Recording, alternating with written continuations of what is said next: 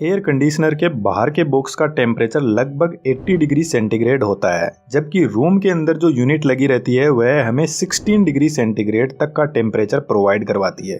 तो इतना ज़्यादा टेम्परेचर वेरिएशन होने के बाद भी एयर कंडीशनर कैसे रूम की कूलिंग करता है? एसी में बाहर की यूनिट को कंडेंसर बोलते हैं। कंडेंसर का बेसिक मीनिंग होता है जो गैस को कूल करके लिक्विड में बदलता है। एसी में मेनली 4 ही यूनिट होती है जो मिलकर कूलिंग का काम करते हैं। सबसे पहले कंप्रेसर का काम शुरू होता है। कंप्रेसर के अंदर एक गैस भरी रहती है जिसका नाम है HCFC और इसी गैस को रेफ्रिजरेंट भी बोलते हैं। जिस तरीके से कार के इंजन में पिस्टन काम करते हैं उसी तरीके से कंप्रेसर रेफ्रिजरेंट को पंप करता है। जब कंप्रेसर रेफ्रिजरेंट को पंप करता है तो इसका प्रेशर इंक्रीज हो जाता है और प्रेशर से इस गैस का टेम्परेचर भी 80 डिग्री सेंटीग्रेड तक पहुंच जाता है। तो इस हाई टेम्परेचर रेफ्रिजरेंट को कूल डाउन करने के लिए यह कंडेंसर यूनिट के पास में जाता है जिसको हम हीट एक्सचेंजर भी बोलते हैं। कंडेंसर यूनिट के अंदर इस टाइप की कॉपर पाइप लगी रहती है जिनको कोयल बोलते हैं और इन्हीं कोयल से रेफ्रिजरेंट फ्लो करता है। रेफ्रिजरेंट के अंदर की हीट को बाहर निकालने के लिए फैन लगा रहता है जो कॉपर पाइप से रेफ्रिजरेंट की हीट को एब्जॉर्ब करके बाहर की तरफ फेंकता है और इसी वजह से कंडेंसर यूनिट का टेम्परेचर एनवायरनमेंट के टेम्परेचर से लगभग डबल होता है। रेफ्रिजरेंट जब कंडेंसर से बाहर निकलता है तो लिक्विड में बदल जाता है और इसका टेम्परेचर 50 डिग्री सेंटीग्रेड तक डाउन हो जाता है।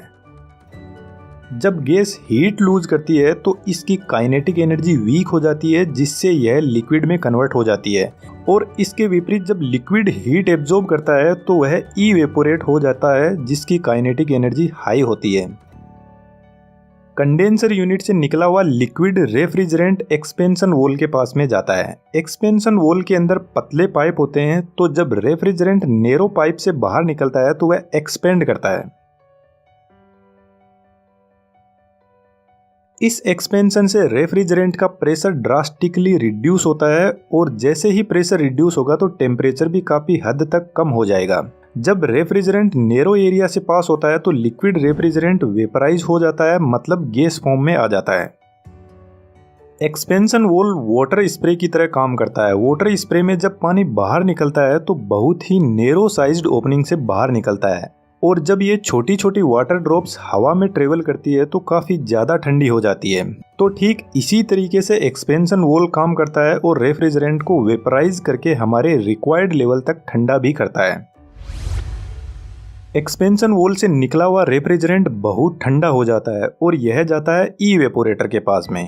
इवेपोरेटर एसी का ही एक यूनिट होता है जो रूम के अंदर लगा रहता है। इसमें भी एक कोयल लगी रहती है जिसके अंदर रेफ्रिजरेंट फ्लो करता है।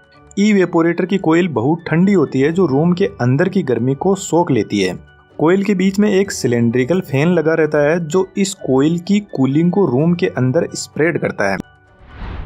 इवेपोरेटर कोयल जब रूम की हीट को एब्जॉर्ब करती है तो इसके चारों तरफ पानी की ड्रॉप्स इकट्ठा हो जाती है जिनको एक पाइप से बाहर की तरफ निकाल दिया जाता है। यह ठीक उसी तरीके से काम करता है जब हम फ्रिज से निकाला हुआ ठंडा पानी गिलास में डालते हैं तो उसके चारों तरफ पानी की बूंदें इकट्ठा हो जाती है और ऐसे ही इवेपोरेटर कोयल में होता है जिसके पानी को बाहर निकाल दिया जाता है। इवेपोरेटर की जो हीट एब्जॉर्ब कैपेसिटी होती है उसी को एसी का टन बोलते हैं। 1 टन के एसी की पावर कंजम्पशन 3500 वाट की होती है।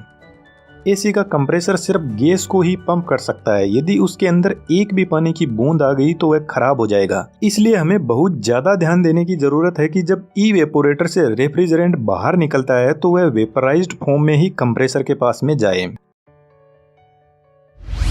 एक्सपेंशन वॉल को इवेपोरेटर कोयल के पास में कोयल से पहले लगाया जाता है जो रेफ्रिजरेंट को वापस लिक्विड से वेपराइज्ड करता है।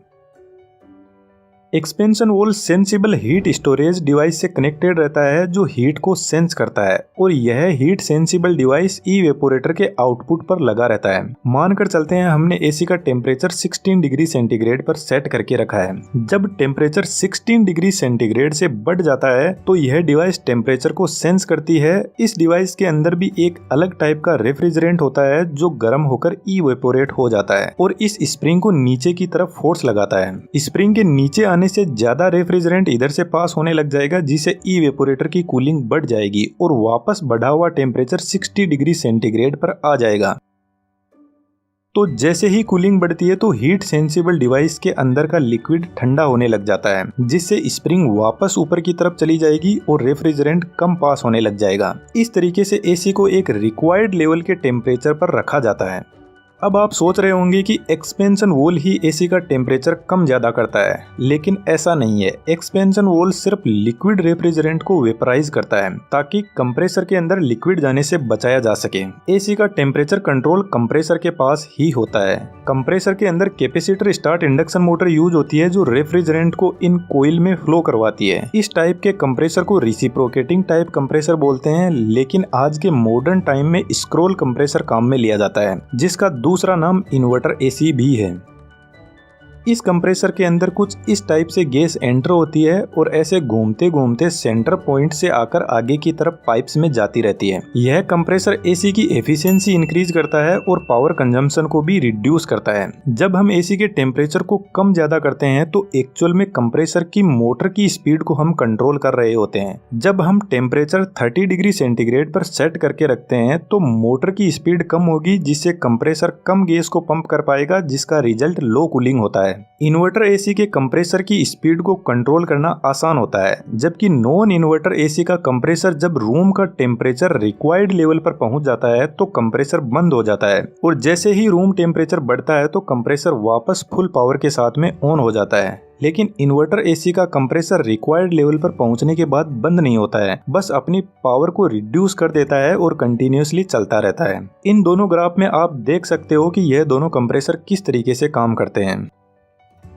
इस वीडियो में बस इतना ही। यदि आपको वीडियो अच्छा लगा तो आप मुझे सपोर्ट कर सकते हो चैनल को सब्सक्राइब करके। Thank you.